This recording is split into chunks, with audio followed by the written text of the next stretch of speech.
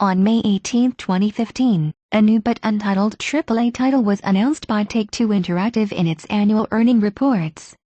On May 25, 2015, approximately a week after the announcement, a teaser website called Advent Future was launched. It featured an advertisement of the Advent administration, whose aim was creating a world free from hunger, pain, sickness, and war, but later revealed that the administration had more sinister plans.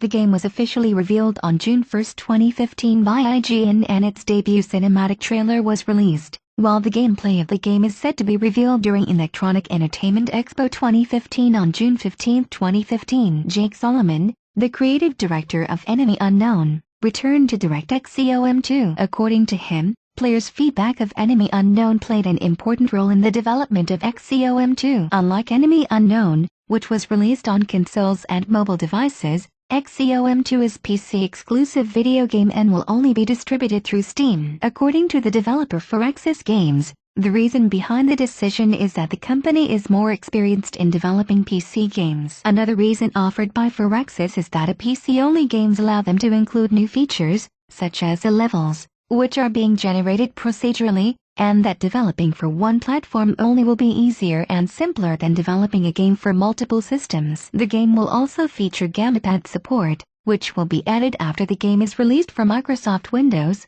OS X and Linux. The game was initially scheduled for release in November 2015, but was subsequently delayed until February 5, 2016 on August 28, 2015 so as to allow Firaxis to further polish the game. Xcom 2 is set in an alternate version of Xcom, in which the organization failed to defeat the aliens and were forced to retreat. The organization also lacks any advanced weapons to face against its enemies, and that it had to work in secret. Avenger, which is featured in the original UFO, Enemy Unknown, was also reintroduced to the game. According to Solomon, the game's creative process is gameplay-driven. As a result, the setting was introduced after Firaxis decided to make changes to character classes and add stealth to the game. Despite the introduction of stealth, players will not be able to complete levels with stealth, or to use stealth as a way to replace combat. Procedurally generated levels was an idea that was previously scrapped in Enemy Unknown, as they considered that it would bring disadvantages to players. They also thought that those procedurally generated objects did not look decent. As a result,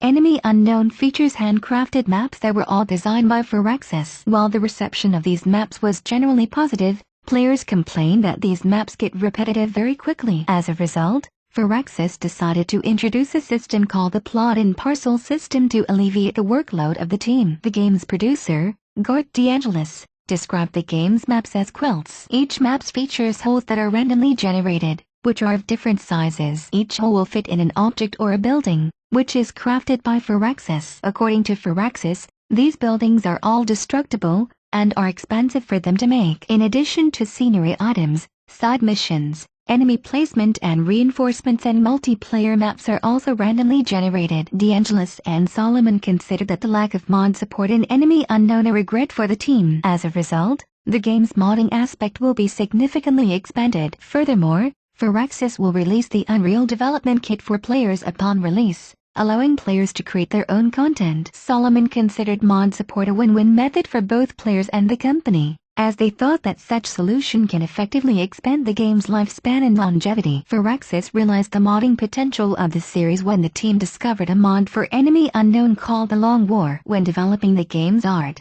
the team took inspirations from movies like Elysium, Oblivion and Blade Runner. When designing the game's weapons, characters and environment, the team looked at some sci-fi-themed video games. The game became available to pre-order on September 10, 2015 and came coupled with the Resistance Warrior Pack, which adds bonus soldier customization